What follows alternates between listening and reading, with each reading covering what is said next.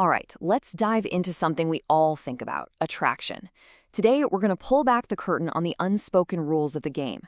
We'll explore the hidden, evolutionary, and yes, economic forces that are quietly shaping one of the biggest decisions you'll ever make, choosing who to be with.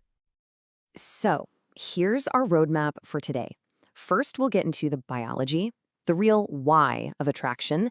Then I'll introduce you to a cool framework called score theory. After that, we'll see how those scores get passed down through generations. And finally, we'll look at how this all leads to some major mismatches and problems in modern love.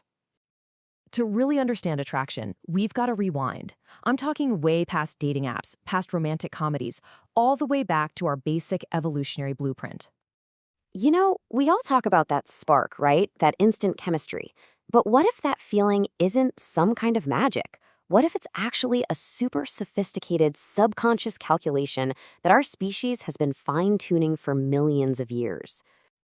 Okay, the foundation for all of this is something called parental investment theory. It's a really simple but powerful idea. Whichever sex puts in more time, more energy, and takes on more risk to have kids, well, they become the pickier one when choosing a mate. And for humans, that has overwhelmingly been the female. And this investment is absolutely immense. We're not just talking about 9 months of pregnancy. A woman's blood volume literally increases by half. She faces risks of lifelong health problems, brutal sleep deprivation, serious psychological tolls like postpartum depression, and a very real financial hit to her career. So when the stakes are that high, being selective isn't just a preference, it's a biological necessity.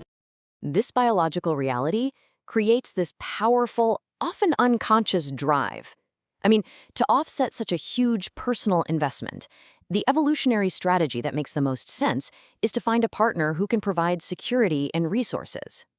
This tendency to marry up in terms of socioeconomic status, it has a name: hypergamy. And here's where it gets interesting. While people partner up in different ways, marrying someone similar, which is actually the most common, or even marrying down, hypergamy is the specific strategy that directly answers that problem of high parental investment.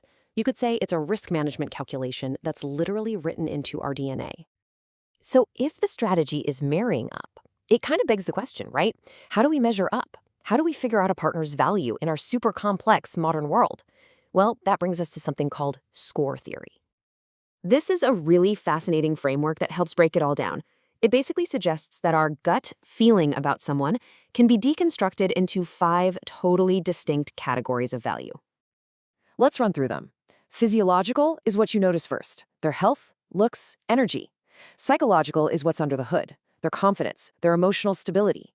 Social is all about their network and influence. Professional is their career capital, their skills. And finally, physical assets. That's the bottom line: cold, hard cash and property. Think of each one as a different kind of capital they're bringing to the table. This quote just nails it, doesn't it?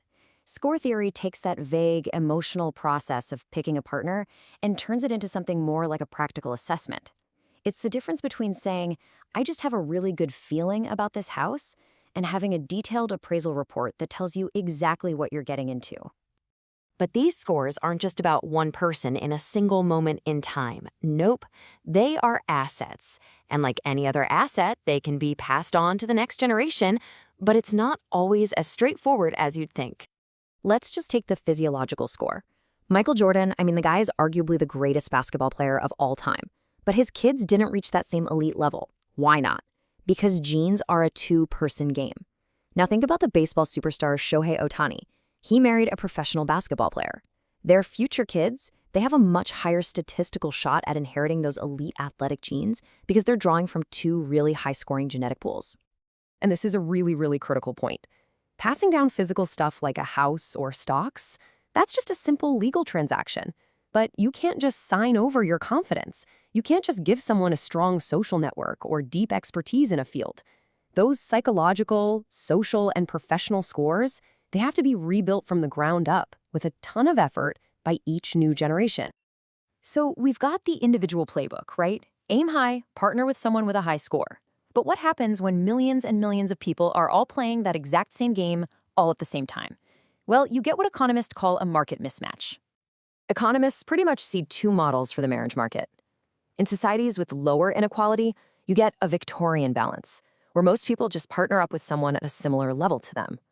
But as income inequality goes up, the whole market shifts to what you could call a Sex in the City balance. And in this world, that marrying up strategy becomes dominant. And that creates some very predictable problems. The first consequence is a serious numbers problem at the top.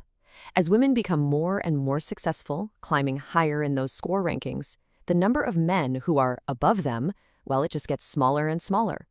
A high-achieving woman who wants to marry up is basically fishing in an increasingly tiny pond.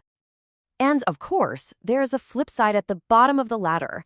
As that marry-up strategy gets more popular, men with lower scores, whether in assets, career, or other areas, are increasingly seen as not marriageable. They risk being shut out of the dating market almost completely. Now, this whole mismatch thing, it isn't just some abstract theory from a textbook. We can actually see its profound effects playing out all around us, reshaping the timelines of our lives.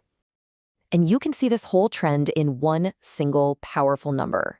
In developed countries, the average age for a woman's first marriage has now climbed to nearly 32 years old. That number tells a huge story about the world we live in.